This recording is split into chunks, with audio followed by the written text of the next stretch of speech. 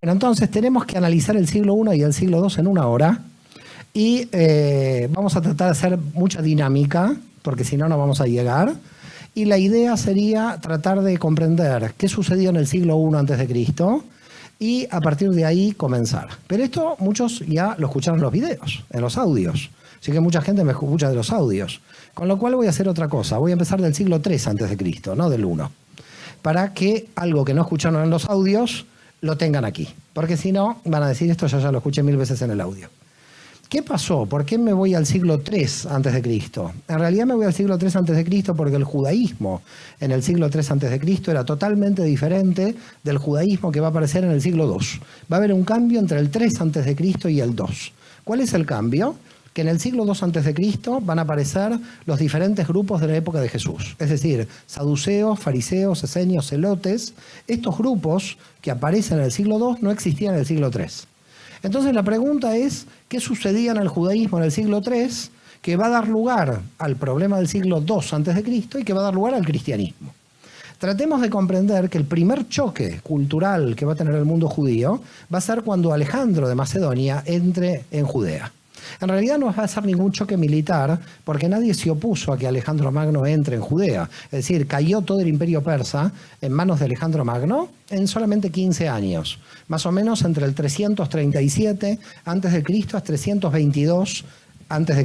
Es decir, en 15 años, desde el 337 a.C. al 322, Alejandro de Macedonia conquistó todo el imperio persa y dentro del imperio persa, Judea.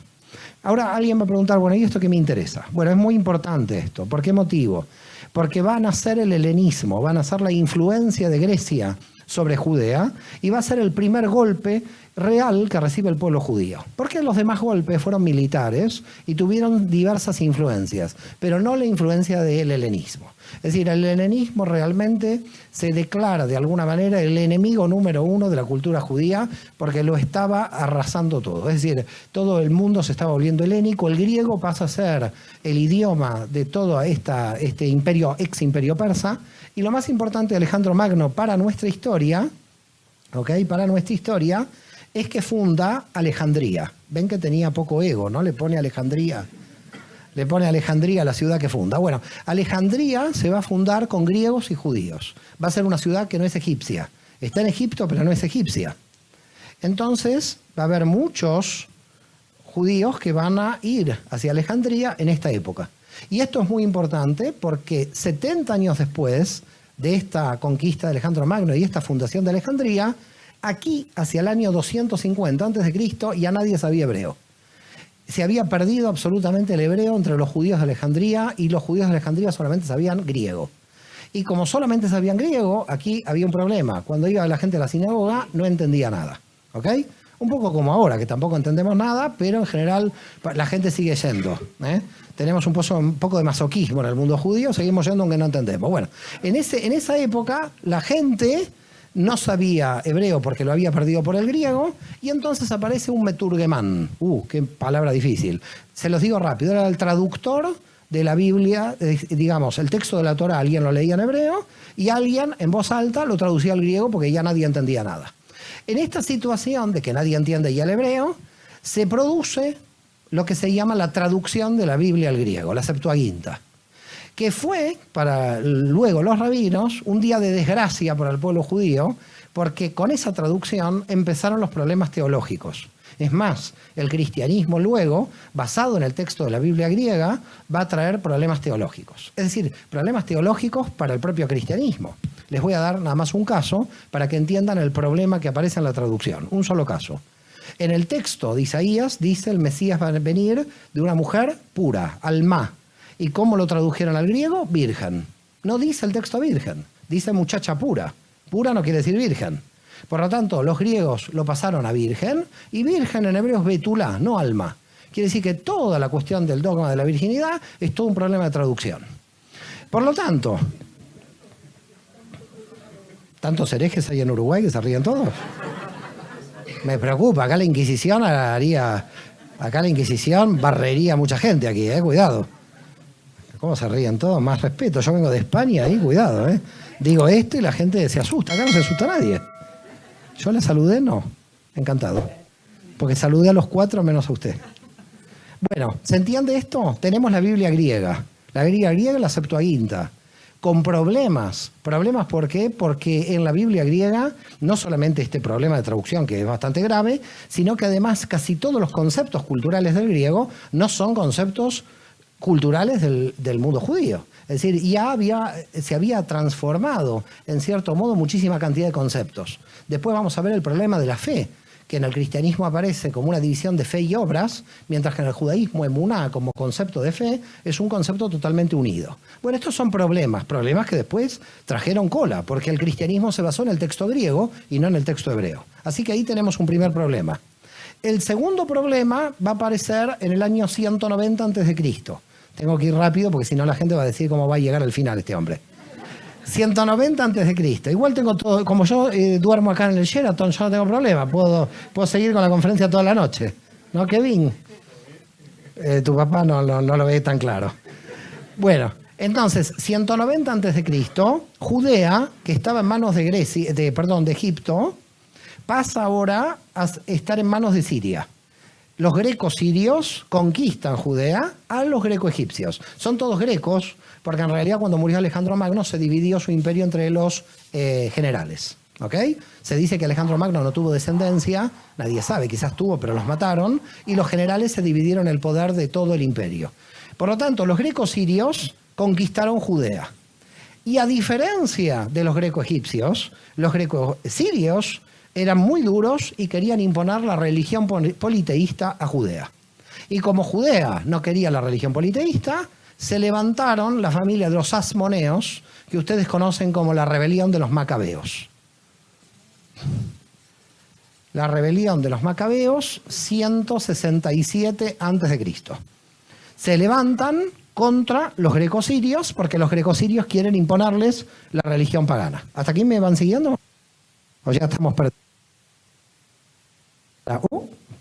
¿Esto qué es? ¿Un ataque antisemita?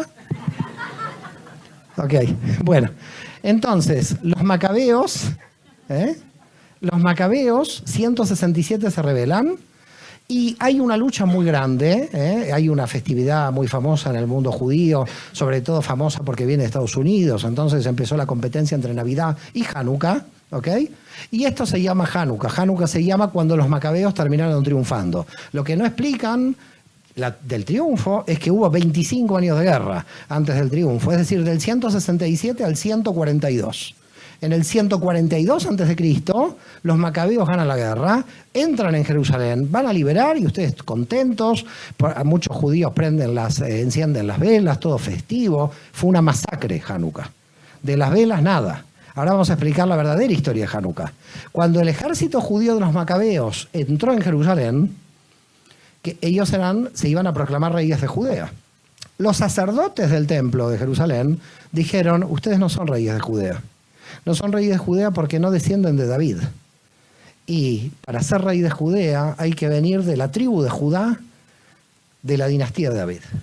Y los macabeos dijeron, pero nosotros tenemos el ejército. Esa es la única diferencia. Así que el que no quiere, lo vamos a pasar a cuchillo. Y entró el ejército judío a matar a los sacerdotes judíos del templo. Eso es Hanukkah con las velitas. Fue una masacre, una locura terrible de sacerdotes muertos por el ejército judío que se oponían a que los macabeos sean reyes de Judea porque no eran de la dinastía de David. En el 142 a.C., los macabeos se proclaman reyes de Judea, aunque no son de la dinastía de David, pero la oposición de los sacerdotes que estaban en el templo de Jerusalén no fue totalmente exterminada, y esos sacerdotes que se salvaron de la matanza de los macabeos se fueron al desierto y crearon el movimiento de los esenios. Los esenios, en el Mar Muerto, son los descendientes de los verdaderos sacerdotes que estaban esperando a un Mesías descendiente de David, contra los macabeos. Y los sacerdotes corruptos que va a imponer los macabeos van a ser los saduceos. que los saduceos se legitiman diciendo que vienen de Sadoc, del 1000 a.C., pero esos se legitiman. En realidad entonces los saduceos ya son los sacerdotes ilegítimos que ponen los macabeos, los legítimos que son los esenios se van y ahí empieza la división, en el siglo II a.C. Todo esto no está en los audios, por lo tanto lo estoy agregando, para que la gente esté feliz de hacer este viaje, porque dicen me podía quedar con internet tranquilo en vez de escuchar este tipo que vino a Montevideo. Ahora nacen los saduceos, nacen los esenios y empiezan a aparecer movimientos, llamémosles democráticos, la verdad democracia había poca en esa época, pero bueno, llamemos de base popular, de maestros carismáticos que empiezan a interpretar la Torá. Y estos es el movimiento rabínico, aparecen los rabinos. Que los rabinos no son elegidos por otros rabinos, sino que son maestros que van apareciendo, pululan, carismáticos, que van de un lado a otro y que van interpretando la ley. Y estos que interpretan la ley van a ser los fundadores del movimiento de los fariseos. Los fariseos son entonces los que interpretan la ley. Señores, tenemos ya todos los grupos. Tenemos los saduceos del Templo de Jerusalén, que odiaban a los esenios y a los fariseos. Tenemos los fariseos como un movimiento de democratización de la hermenéutica, de la interpretación de los textos de la Torá, y tenemos los esenios, sin contar a todos los judíos que quedaron acá en Alejandría, más toda la diáspora, que eran los judíos helenistas, ¿ok? Los judíos de la diáspora. Así que aquí tendríamos que poner a los helenistas. ¿Hasta aquí cómo estamos? ¿Va bien usted? Bueno, usted va a ser mi termómetro ahora. Si la señora dice que va bien, yo sigo. Le preocupa a usted, ¿no? Bueno. Entonces llegamos al siglo I a.C.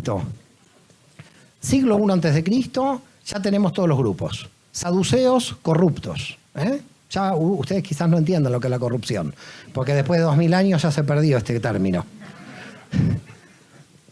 Saduceos corruptos, fariseos, esenios.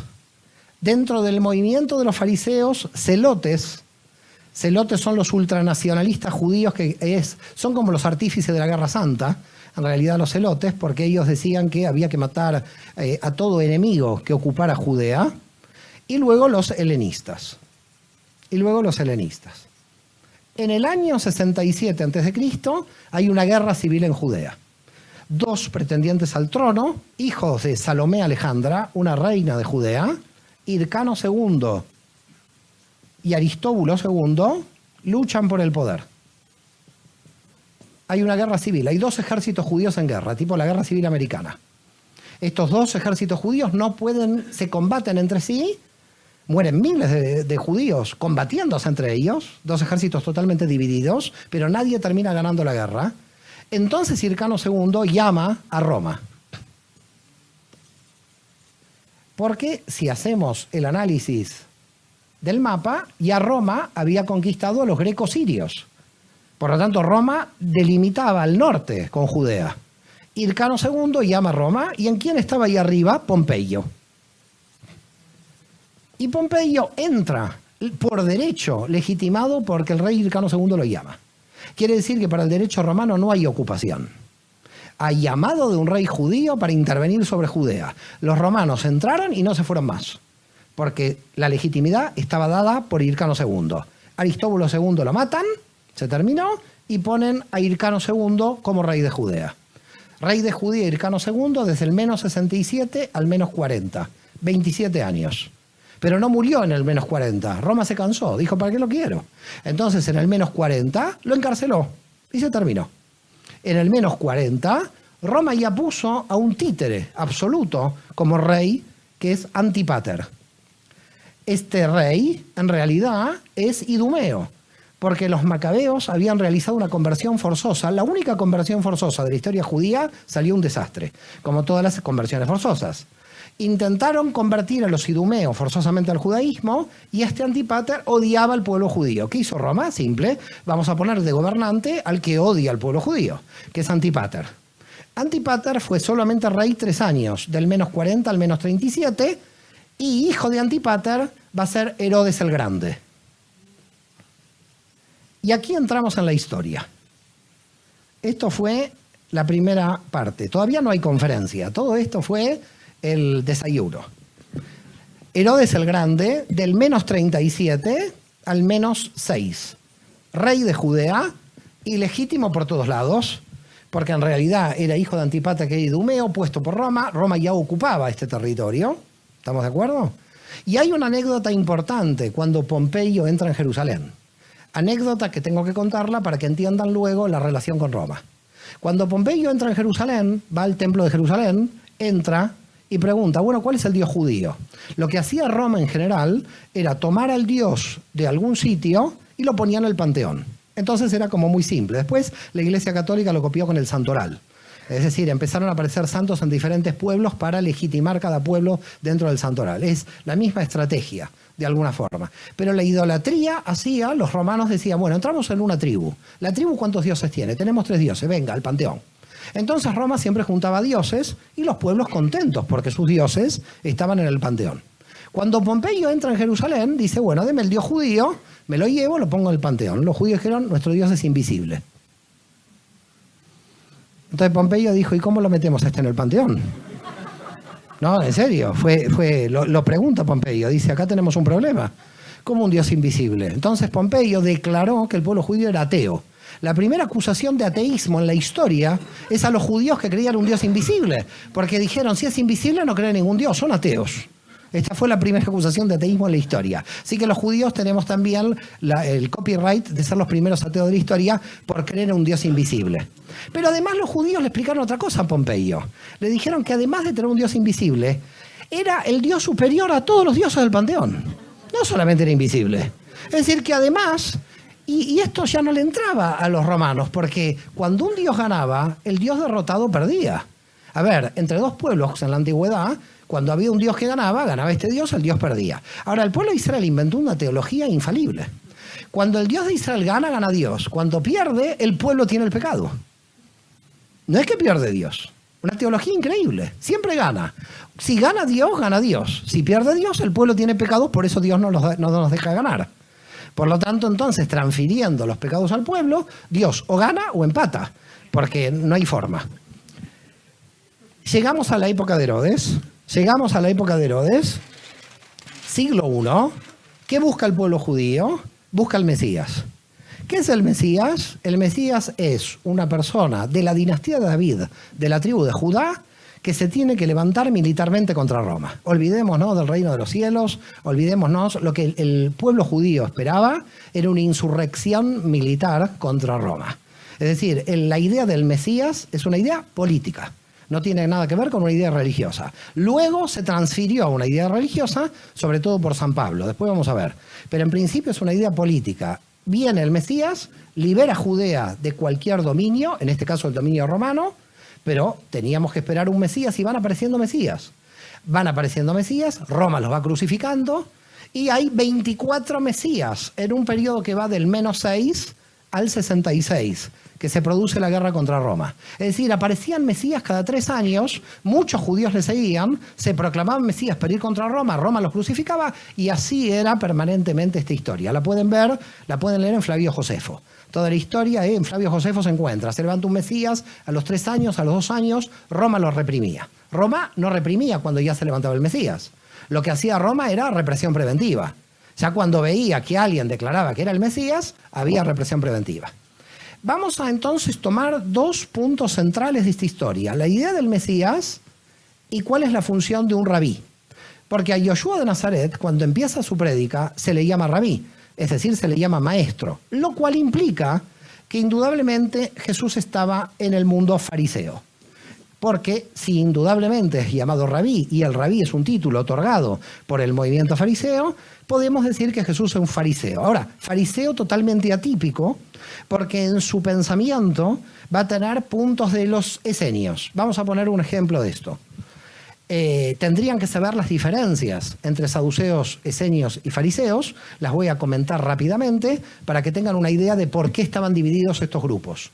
Los saduceos no creían en la resurrección de los muertos, es decir, del polvo eres, al polvo volverás. Por lo tanto, esta vida es la única. Para los saduceos, esta vida es la única y por lo tanto hay que gozarla lo máximo posible. Por lo tanto, eran casi cercanos a los epicúreos, pero más que epicúreos eran hedonistas. porque la verdad que los epicúreos están mal analizados hoy. Era una escuela de filosofía más avanzada que el hedonismo. Por lo tanto, los saduceos dominaban el Sanedrín, dominaban toda la estructura del poder político y económico porque eran aliados de los romanos, y por lo tanto los saduceos no entendían que viniera ningún Mesías a salvar a Israel. Claro, si un Mesías se levantaba para salvar a Israel, a los primeros que pasaban a cuchillo eran a los saduceos. Así que ¿cómo los saduceos iban a creer que iba a venir un Mesías a salvar al pueblo? Con lo cual, dominaban el Sanedrín y en general tenían al Cohen Gadol, como se dice en hebreo, al sumo sacerdote. Y el sumo sacerdote pertenecía al mundo saduceo. Había 10.000 saduceos en Jerusalén, según Flavio Josefo, que en realidad es bastante poco, porque había 5 millones de judíos en el siglo I. 5 millones de judíos en el siglo I, de los cuales casi la mitad ya estaba en la diáspora. Es decir, que en Judea había 2,5 millones y en la diáspora otros 2,5 millones. Estos eran los helenistas, los 2,5 millones, que son los que va a encontrar Saulo de Tarso cuando vaya sinagoga por sinagoga, cuando diga Jesús es el Mesías. Y el otro 2,5 millones son los que se van a quedar en Judea. Por lo tanto, ya hay mitad y mitad. Hay que romper con la idea de que los judíos se fueron luego de la destrucción de Jerusalén. Es una idea que después viene con la idea del nacimiento de Israel y la revisión de la historia judía del sionismo. Pero en realidad no hay judíos solamente desde la destrucción de Israel. Hay judíos desde 2 siglos antes, por razones comerciales o demográficas, que se van. Entonces, estos son los saduceos. Presentación de los saduceos. Control del Sanedrín, control del sumo sacerdocio y corrupción, porque eran aliados de Roma.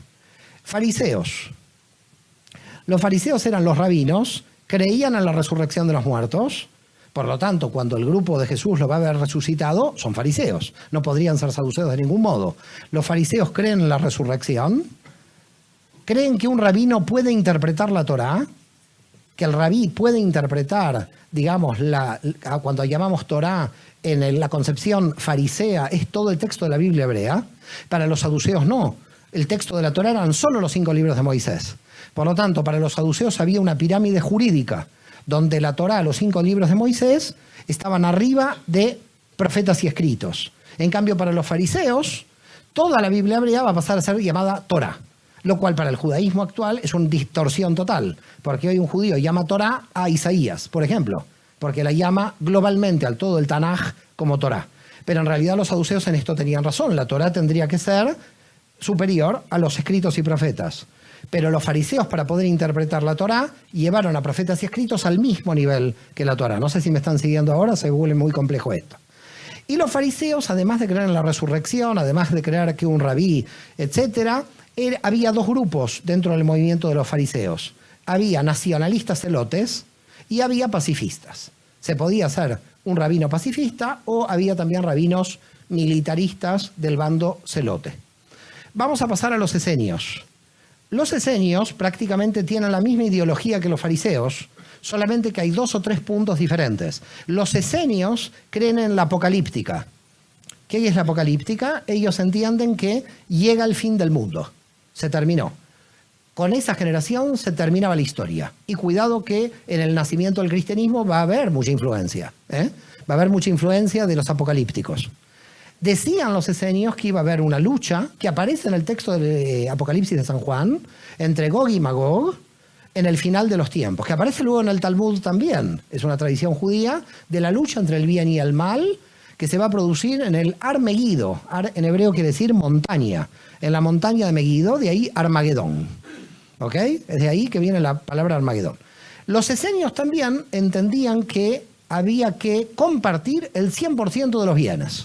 Es decir, usted llegaba al movimiento esenio, tenía que llegar con toda su propiedad privada. Se acabó la propiedad privada, los esenios no creían en la propiedad privada.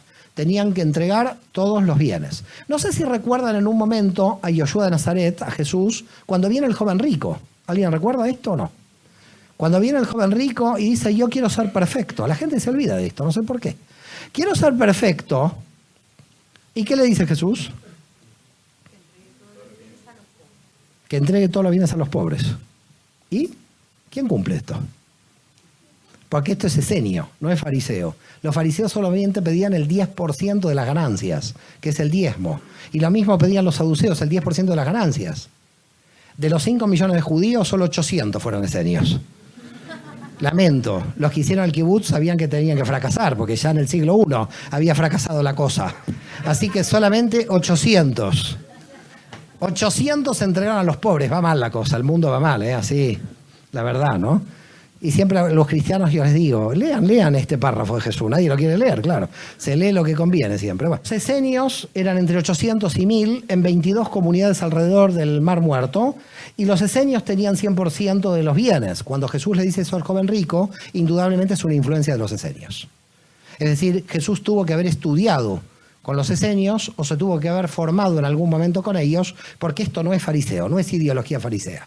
Se entiende entonces que Jesús es fariseo, pero con algunos puntos que lo combinan, que lo contactan con los esenios, probablemente por Juan el Bautista también, que no sabemos si seguramente Juan el Bautista estuvo por esta región del desierto. Y Yoshua de Nazaret aparece, es un rabino, empieza a predicar. ¿Qué predica? Bueno, predica la ley de Israel, dice que la Torah es válida, que hay que observarla.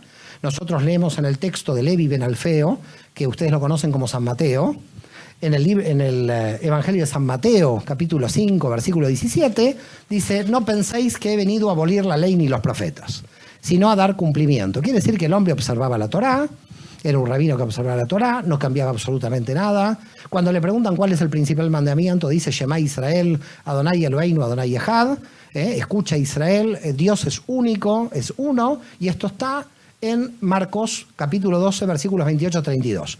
De un lugar al otro, es decir, desde el nacimiento de Jesús, toda su vida y su muerte, Jesús fue judío.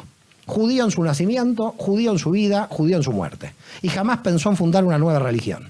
Ahora, la pregunta es, ¿cómo puede ser que de un rabino judío se forme una nueva religión? Ahí viene la cuestión de la investigación y ahí viene qué creó Jesús como movimiento. Todo rabí fundaba una Keilah. Seguramente que los que vienen de la tradición judía, Keilah o Kal, entenderán qué quiere decir. Keilah en hebreo es comunidad. Pero lo que no se sabe en general en el mundo judío es cuando se traduce Keilah del hebreo al griego.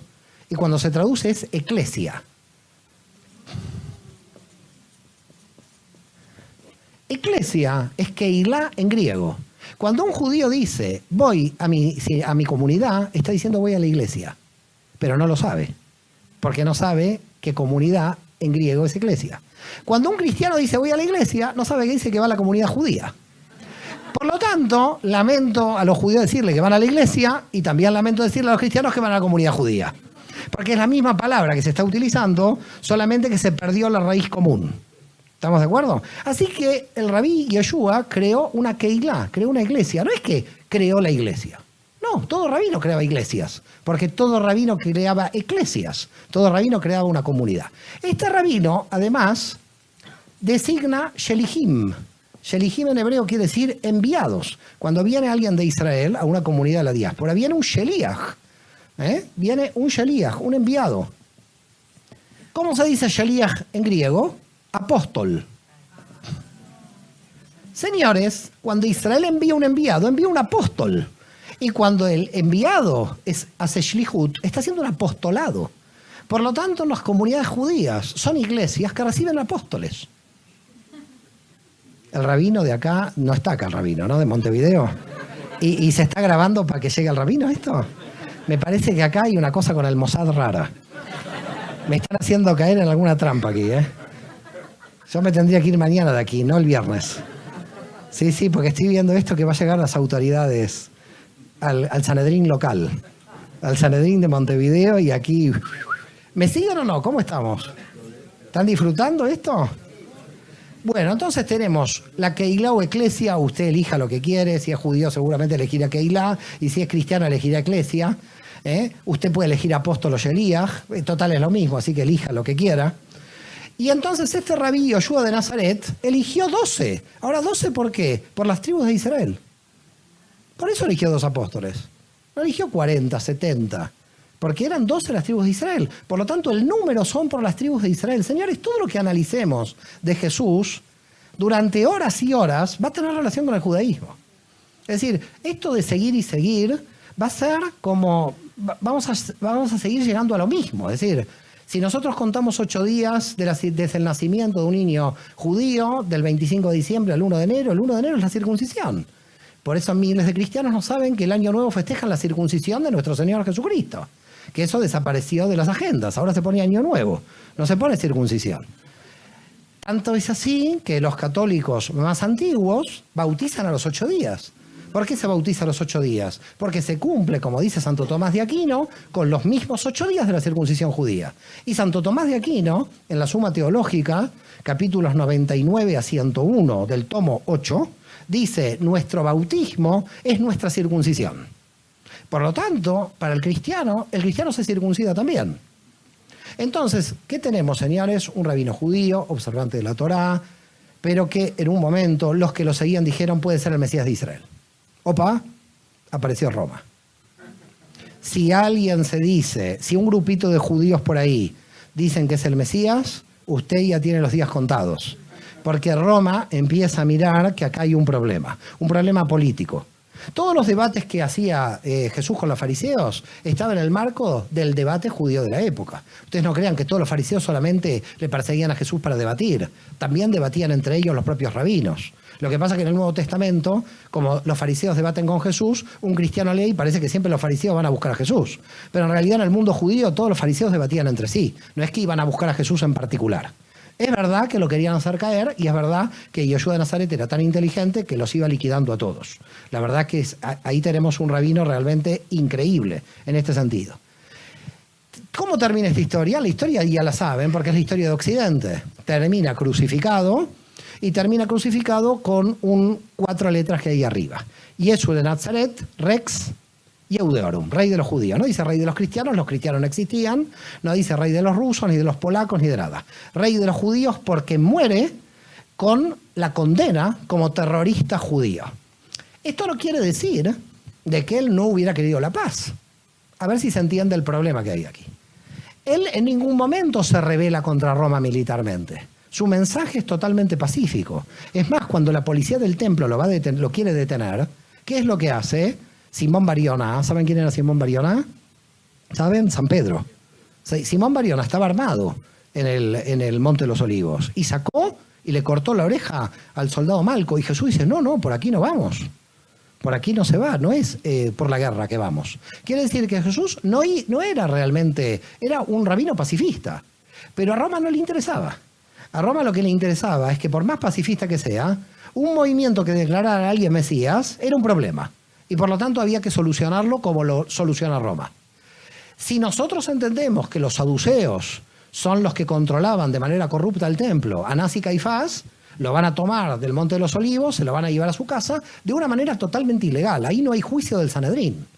El Sanedrín tenía 70 miembros, se tenía que haber convocado. El Sanedrín no se convocó porque estaban en Pascua, estaba en Pesaj. Se tenía que haber convocado Sanedrín de emergencia, 23, tampoco se convocó. Anás y Caifás y sus amigos hacían juicios sumarísimos, y no a Jesús, a cualquiera que se rebelaba contra Roma. Por lo tanto, juicio a Jesús totalmente ilegal bajo las leyes judías. Esto se analiza en el libro de Paul Winter, que se llama Proceso a Jesús, que es para mí el mejor libro sobre el tema del proceso a Jesús y todas las irregularidades que hubo dentro del proceso. ¿Cómo estamos con el tiempo? Me preocupa. ¿No están preocupados? Yo no. Bueno, no sé, yo sigo. Aquí se sigo hablando y cuando alguien me pare, cuando el señor Kevin se ponga mal o el padre. Por ahora van bien la gente aquí, ¿cómo está? Entonces, Paul Winter, a mi modo de ver, es el mejor libro que habla y se llama así, Proceso a Jesús. Pero hay una diferencia entre Yoshua de Nazaret y los demás Mesías. Muerto el Mesías, muerto el movimiento. Acá muerto el Mesías, lo ven resucitado. Y este es el punto. El punto es, hay esperanza de que ha vencido la muerte. Aquí entramos en una gran cuestión con la resurrección y yo no puedo, porque como yo no estaba ahí, dar fe de esto. Pero lo que sí puedo decir son 2 cosas. Primera, ¿los judíos del siglo I podían creer que alguien resucitó? Claro, porque cuando leen el texto de la Biblia, ven que Elías y Eliseo... ¡Opa! Yo traje un terremoto a Perú, traje tornados a Chile, en Argentina no, porque ya están los argentinos, pero acá cuidado con la luz, ¿eh? Acá cuidado con la luz, me preocupa. Bueno, en consecuencia, se están riendo, no me gusta esto tampoco. Esta risa también. Mirá, ya te digo, ¿eh? Ya te digo, no, esto... No, yo conozco. Conozco, se está enojando. Se está enojando. Dice este hereje. Se está enojando. Bueno, Jesús crucificado, tema de la resurrección. Dice Flavio Josefo que cuando terminó la guerra del 70 contra Roma, había 3 crucificados judíos que eran amigos de él, y él le dijo a Tito, bájamelos de la cruz porque son mis amigos. De esos 3, uno sobrevivió. Quiere decir que había algunos casos de supervivencia en la cruz, primer punto. Y el segundo punto, ¿por qué lo pudieron ver resucitado? No en cuerpo, pudieron haberlo visto en imagen, ¿ok? Y es porque en la tradición judía hay resurrecciones. Por ejemplo, Elías y Eliseo, estos profetas, resucitaron gente. Con lo cual, un judío en el siglo I puede creer que alguien resucitó totalmente. Porque la narración de una resurrección está en el texto bíblico. Por lo tanto, lo pueden creer tranquilamente. Pueden creer que una mujer tenga sin relaciones a una persona como el Mesías, es decir, el Espíritu Santo. También los judíos del siglo I lo podían creer. ¿Por qué? Porque así nació Sansón. Si usted lee la historia de Sansón, y esto lo explico en el Judaísmo de Jesús, en mi libro, la historia de Sansón es igual a la historia con respecto a María. El padre de Sansón se fue, 3 meses de trabajo, llegó, y la mujer dijo, vino un ángel rubio con ojos celestes, increíble. ¿Qué pasa en Uruguay? Me preocupa Uruguay. Uruguay me preocupa, desde que aquí dividieron la iglesia y el Estado, la cosa se complicó mucho. En consecuencia, la madre de Sansón, si ustedes leen la historia de Sansón, ¿ok? El señor Manoa, llegó después de 3-4 meses y le dijo, nace del Espíritu Santo. Vino un ángel que me dijo, van a ser el... Quiere decir que cuidado, los judíos no pueden decir luego que los cristianos creen en el Espíritu Santo, ¿cómo creen en eso? Porque nosotros también lo creemos en el texto. También creemos en esa historia de que el Espíritu Santo lo tuvo a Sansón. Así que o creemos que el Espíritu Santo tuvo a Sansón, en consecuencia no nos podemos quejar que el Espíritu Santo sigue en sus andanzas. Claro. Es decir, o uno u otro. Un judío no puede decir, no creo en el Espíritu Santo con Jesús. ¿Y entonces qué hacemos con el padre de Sansón? Los señores de la Keilah están muy serios, me preocupa. Estos son los que van a informar al rabino. Estos son los que van a informar al rabino. Tengo acá un pequeño Sanedrín. A usted no. A usted no. Usted parece José de Arimatea. Usted tiene cara que me va a bajar de la cruz. Bueno,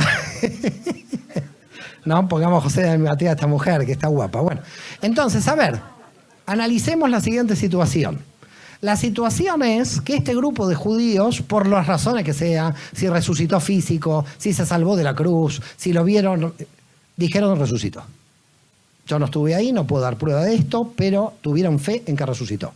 Y a partir de esto, 120 judíos dijeron, Jesús es el Mesías. Ahora viene la teología cristiana y dice, y los judíos no lo reconocieron. Me agarro la cabeza. Si solo los judíos lo reconocieron. Si los 120 que había eran todos judíos. ¿Cómo la teología cristiana te puede decir que los judíos no lo reconocieron?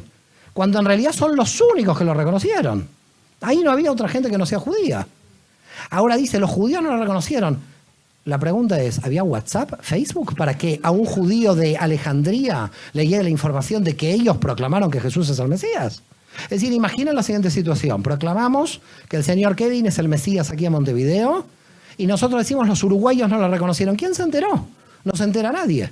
Por lo tanto, los judíos no lo reconocieron, porque en realidad nadie se enteró. 120 judíos solos dijeron es el Mesías.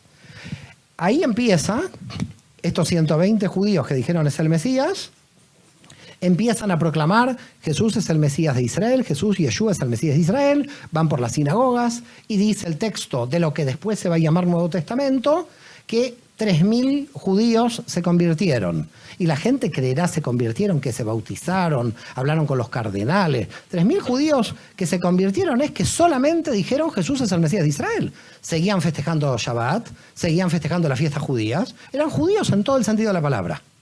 Y entonces llegamos al año 37. En el año 37 aparece en la historia Esteban, que es un judío griego. Y a Esteban no se le ocurre la mejor idea de entrar al templo de Jerusalén a decir Dios no habita en templos hechos por manos de hombre. Y andó directamente contra los saduceos. Los saduceos aplican la ley judía, lo apedrean, quiere decir que Esteban no murió por la ley romana como Jesús, sino muere por la ley judía, y aparece lo que después va a ser el primer mártir del cristianismo, San Esteban, que en realidad es un judío griego, Esteban. Y dice la tradición, y el propio Saulo de Tarso, que él miraba cómo lo apedreaban. Que ahí hay que creer en Pablo, porque no sé si tiró alguna piedra también. Yo creería en Pablo, pero ahí cuidado, porque Pablo era un fanático del otro lado en esa época. Entonces decía, miraba cómo lo apedreaban. Judíos que creían en Jesús contra judíos que no creían en Jesús. Esta es la situación. Hasta que en el año 39 aparece Saulo de Tarso, este judío helenista de la diáspora, y aquí viene la cosa, porque escribía en griego, sabía griego y pensaba en términos de griego, por eso expliqué al principio lo que expliqué antes.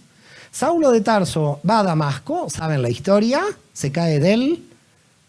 No hay caballo, por eso la cae, no sabemos de qué se cae. La cuestión es que llega a Damasco y dice Jesús es el Mesías de Israel. Nadie sabe bien, en la teología y en el Nuevo Testamento aparece porque en realidad tuvo un éxtasis, una visión. En la tradición judía oral hay otra justificación, si quieren la vemos al final de la conferencia. Lo cierto es que Saulo de Tarso llega a Damasco y dice, Yeshua, Jesús es el Mesías de Israel, judíos a favor, judíos en contra. Sigue siendo un problema interno de la comunidad judía. Y Saulo de Tarso se va a su ciudad natal, a Tarso. ¿Dónde queda Tarso? Tarso queda aquí, quedaba aquí, donde todavía existe, pero un poco las ruinas. Esto es Chipre, es decir, que había comercio con Chipre, había comercio con Galacia y Capadocia, que estaban de este lado, y con Antioquía de Siria, que estaba por aquí. Por lo tanto, era un nudo comercial muy importante Tarso. Y es ciudadano romano, dice. Lo cual, para un judío, ya es algo muy importante, porque tenía cierta jerarquía. Saulo de Tarso, al que después vamos a llamar San Pablo. Saulo, entonces, desde Damasco va hacia Tarso, y en Tarso se reúne con otro judío, Yosef Barnabás, el levita. Ustedes lo conocen como San Bernabé. Yosef Barnabás el levita se junta con Saulo de Tarso y dicen, vamos a explicar a todo el mundo que Yeshua es el Mesías de Israel. A todo el mundo judío, claro. Y entonces, Yosef Barnabás el levita, como era un judío de Chipre, y dice las crónicas que en Chipre había más de 100.000 judíos. Es decir, que había una gran cantidad, casi había muchísima cantidad de comunidades judías en Chipre. Dijeron, vamos a ir aquí, y esto está en Hechos de los Apóstoles, en el Nuevo Testamento, el primer viaje de San Pablo. Ahora, imaginemos lo siguiente. Pablo va sinagoga por sinagoga, dice, Yeshua es el Mesías de Israel. Si un rabino que lo invita a Pablo a entrar a la sinagoga pensaba que él estaba creando una nueva religión, ¿lo invitaba a entrar a la sinagoga? Entonces, ¿por qué entraba tan tranquilo? Porque el rabino que le invitaba estaba creyendo que estaba haciendo propaganda a un grupo interno dentro del judaísmo.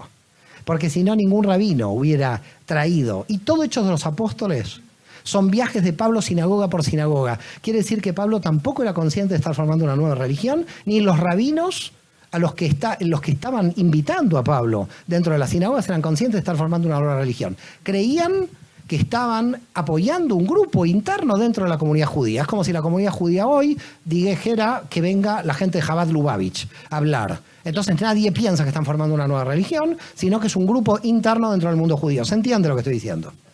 Si nosotros ahora nos concentramos 2 o 3 minutos, o 5 minutos, voy a pedir un poco más, sobre lo que Pablo vio, ¿ok? Sobre lo que Pablo vio en las sinagogas, vamos a entender la primer quiebre para un poco el nacimiento del cristianismo. Pero todavía no hay cristianismo. ¿Qué es lo que vio Pablo en las sinagogas? Las sinagogas de la diáspora no estaban solamente llenas de judíos, sino que los rabinos de aquella época eran muy liberales e invitaban a un montón de los judíos a las sinagogas.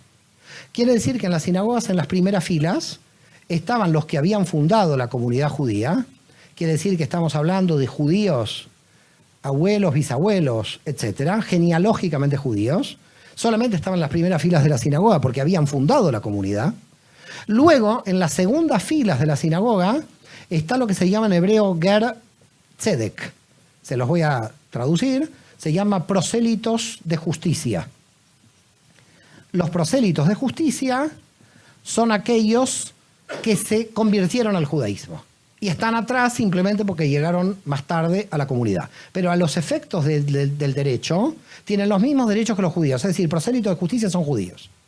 Solamente que están un poquito más atrás porque son los que están en proceso de conversión. Pero pueden tener 20, 30, 40 años de conversión. Quiere decir que ya están totalmente judaizados, en cierto modo. Y al final de las sinagogas están lo que se llama prosélitos de la puerta. Estos se llaman en hebreo ger toshav o temerosos de Dios. Cuando aparece en el Nuevo Testamento que Cornelio era temeroso de Dios, no era porque es que el único que temía a Dios, todos los judíos temían a Dios. ¿Por qué se lo llama temeroso de Dios? Porque estaba entre los prosélitos de la puerta. Así entra Pablo a una sinagoga del siglo I. Esto es lo que ve y empieza a predicar. Pero lo que ve le cambia la teología. Es decir, lo que ve de manera fáctica aquí, de manera de hecho, dice aquí hay un problema. ¿Cuál es el problema? Los prosélitos de justicia que se convierten eran casi todas mujeres. Y los prosélitos de la puerta, que no tomaban la conversión definitiva, eran hombres. La pregunta de Pablo es ¿por qué los hombres no se convertían al judaísmo? No explico más. La circuncisión. La circuncisión, que llevaba hasta hace 50 años o 100 una infección y inmediatamente pasabas al Olam Habá, al otro mundo. En consecuencia, todo el mundo creía en la resurrección, pero nadie quería una infección. Una cosa muy rara también con la resurrección, ¿no? Si tú crees en la resurrección, ¿por qué te molesta la infección? Ahí es un tema a debatir también, pero bueno. Entonces, están los prosélitos de la puerta que no se circuncidan y Pablo dice, ¿y esto? ¿Qué vamos a hacer con esto? Estos prosélitos de la puerta, ¿por qué no pueden tener el mismo estatus que los judíos de las primeras filas? Con lo cual a Pablo no iba por las esquinas evangelizando a nadie. La primera preocupación de Pablo es cómo a los gentiles dentro de la sinagoga los igualamos en su estatus. Ese es el problema de Pablo. No era que salió como los mormones o testigos de Jehová, vamos a evangelizar. No salió de la sinagoga Pablo. Pablo estaba dentro de la sinagoga con gentiles ahí que tenían como una categoría inferior a los judíos porque no se habían circuncidado. Y dijo, yo tengo que ponerlos en el mismo nivel y tengo que buscar una interpretación en la Torá que permita que ellos se sientan en igualdad de condiciones de los judíos circuncidados. Y empieza a estudiar, el fariseo. Fariseo alumno de Gamaliel, con lo cual tipo Harvard. Alumno de Gamaliel es que estudió hasta los 20 y pico de años. En el siglo I, quiere decir que estaba bien financiado para estudiar hasta los 20 y pico de años en el siglo I.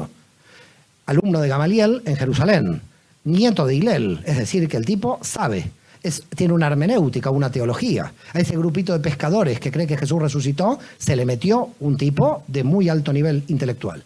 Y Pablo empieza a buscar en la teología judía cómo puede fundamentar que estos gentiles sin circuncisión puedan ser Israel también. Y llega a un punto clave y dice, Abraham, ¿antes de la circuncisión creyó en Dios o después de la circuncisión? Y dice, antes de la circuncisión, Abraham creyó en Dios. Por lo tanto, la alianza, ¿fue la circuncisión? No, la alianza fue la fe de Abraham. Y en consecuencia, la circuncisión es el sello de la alianza. Porque la alianza es la fe. Y le dijo entonces a los gentiles de aquí, ustedes son coherederos de la promesa de Abraham porque están circuncidados en el corazón, porque ustedes tienen la fe de Abraham antes de la circuncisión, por lo tanto, todos son Israel. La gente lo abrazaba a Pablo, no tenían que pasar por aquí. Yo también lo hubiera abrazado. A mí porque me cogieron de bebé, pero yo también lo hubiera abrazado a Pablo, toda la gente le abrazaba. Todos son Israel. Ahora imaginen la siguiente situación. Imaginen ahora que va un embajador americano a México y empieza a dar pasaportes americanos. Y dicen, son todos americanos. ¿Cómo se sienten los americanos?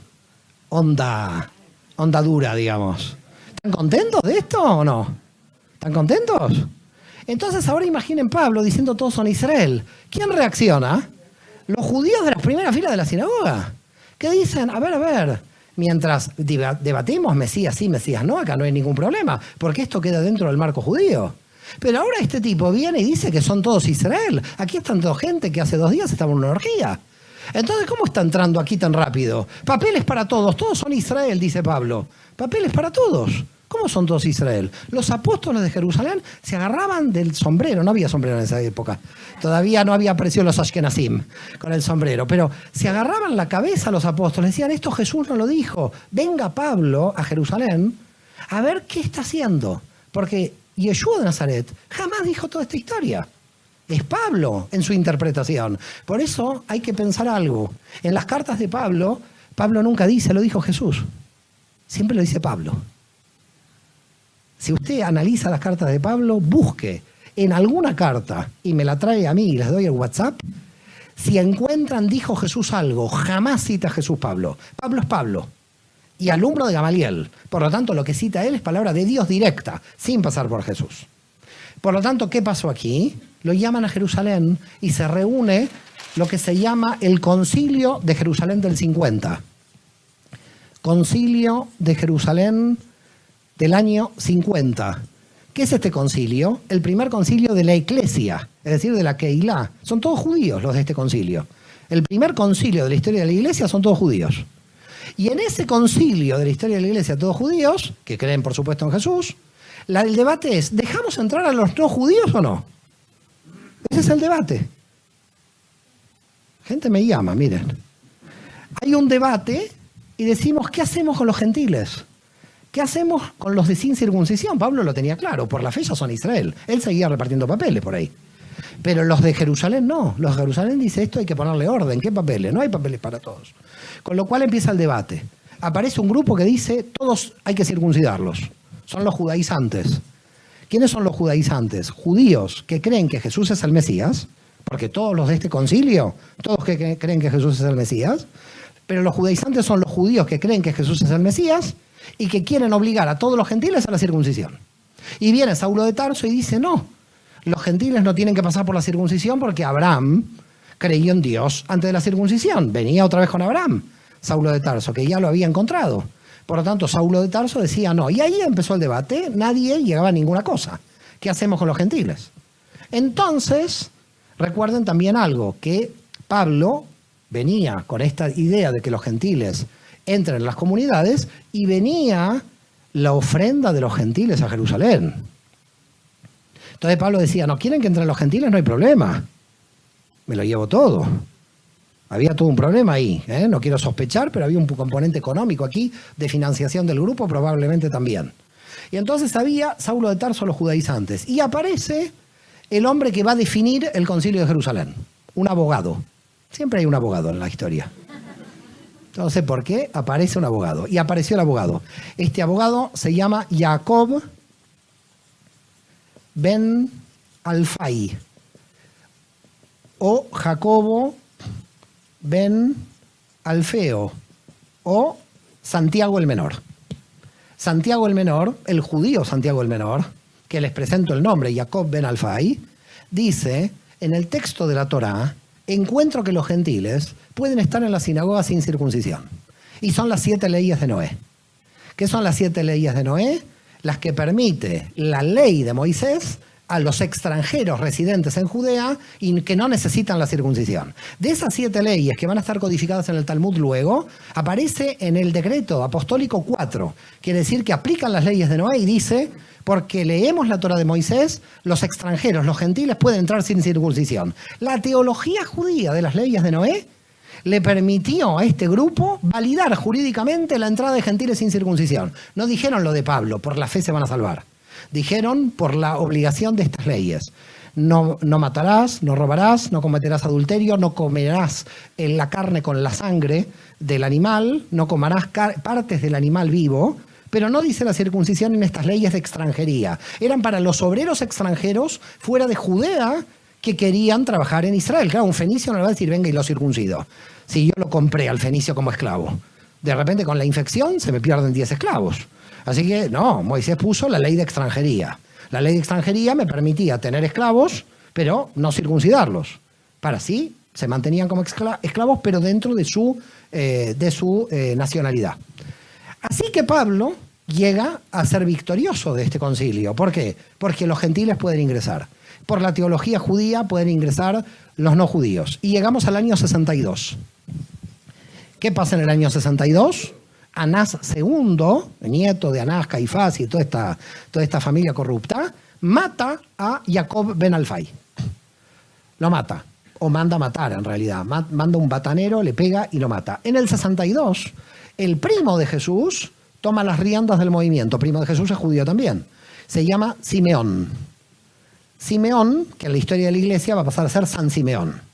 Todos estos no sabían que iban a ser santos luego. Por eso yo los llamo primero Simeón, luego los llamo santos. ¿Ok? San Simeón vino la santidad luego de toda esta gente. Cuando entran las legiones romanas, se apoderan del oro del templo y dicen, este oro es de Roma. Y los judíos dijeron, no, este oro es de Dios. Y ahí se mataron. Gessius Florus se escapó hacia el norte y Judea se declaró libre e independiente del poder romano. Esto duró 4 años, del 66 al 70. ¿Y en el 70 qué pasó? Tito destruyó ¿qué? El templo de Jerusalén, la independencia judía, más de 500.000 judíos muertos. Y cuando terminó la guerra, Simeón vino y volvió a Jerusalén. Tan tranquilo. Cuando termina la guerra, los judíos que creen en Jesús vuelven otra vez a Jerusalén después de terminada la guerra y la derrota, digamos, de los judíos contra el Imperio Romano. Tenemos 3 emperadores y vamos a llegar al final del siglo I y estamos casi a 5 o 10 minutos de terminar con esta conferencia para que entiendan cómo nació el cristianismo. Hay 3 emperadores de la dinastía de los Flavios. El primer emperador es Vespasiano. Vespasiano fue emperador del 69 al 79. Como estaba en la guerra contra los judíos, tiene que dejar a su hijo al mando de la guerra. Por lo tanto, va en el 69 a tomar el cargo de emperador y queda en el 70 Tito, su hijo, a cargo de la destrucción de Judea y de la independencia judía. En el 79 asume Tito, solamente por 1 año y medio, los judíos de todo el Imperio Romano festejando, diciendo que Tito no pudo ser emperador mucho tiempo porque destruyó el templo de Jerusalén. Y luego de Tito viene Domiciano.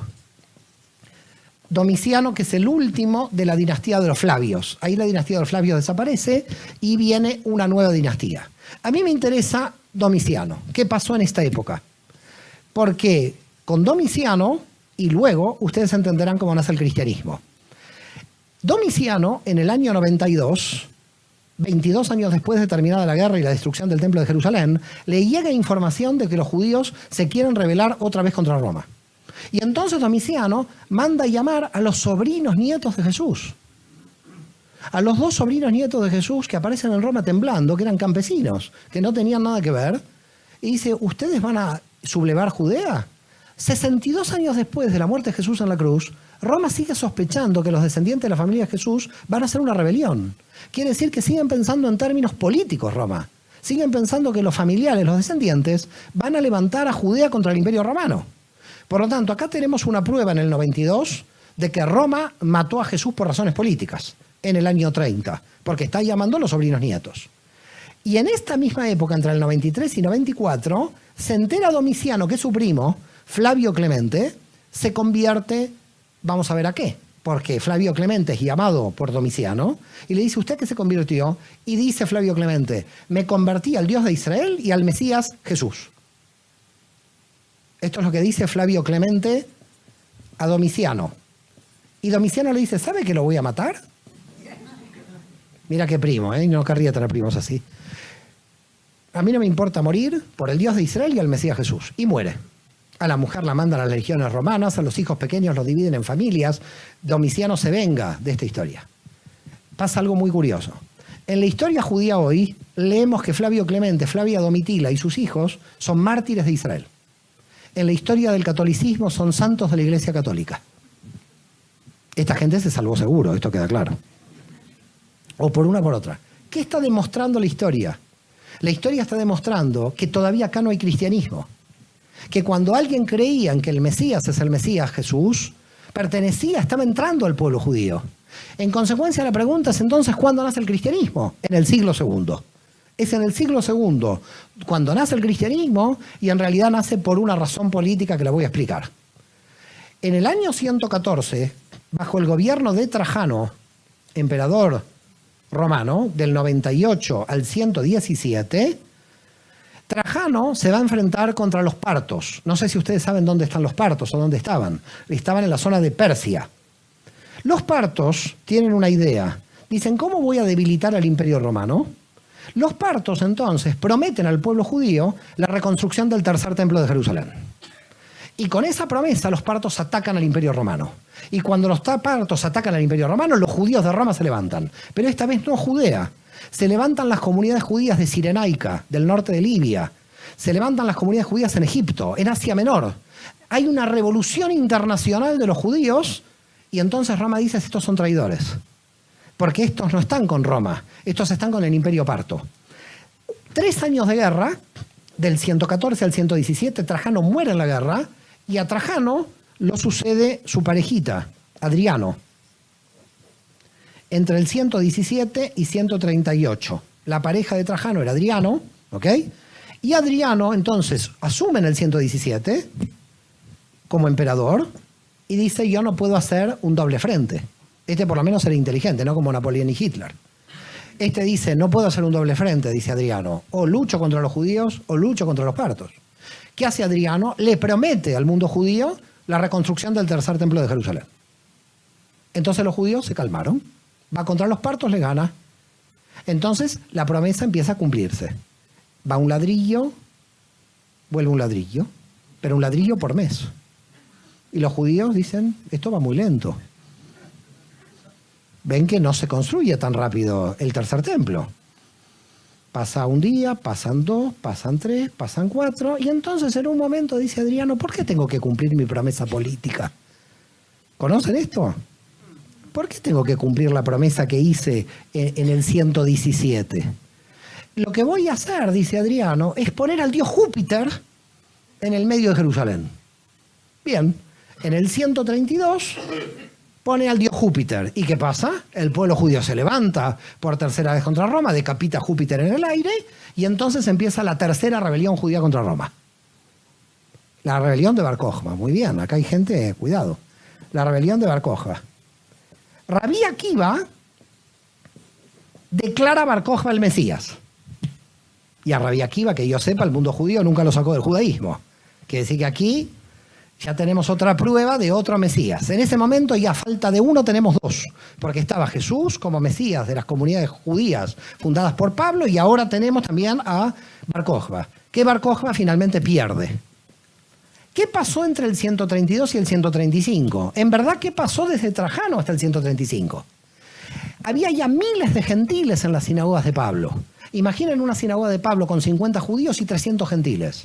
Quiere decir que los judíos empezaron a desaparecer dentro de sus propias sinagogas. Y esas sinagogas empezaron a llamarse iglesias. Cuando entraba un romano, decía, ¿ustedes son judíos? No, no, somos cristianos. Nosotros creemos en Cristo. Porque si decían que eran judíos, pertenecían a la traición al imperio. El cristianismo nace para que quede claro de que ellos creen en el Dios judío, creen en un Mesías judío, creen en la Biblia judía, pero si se declaraban judíos, eran traidores al Imperio Romano. Muchas gracias a todos.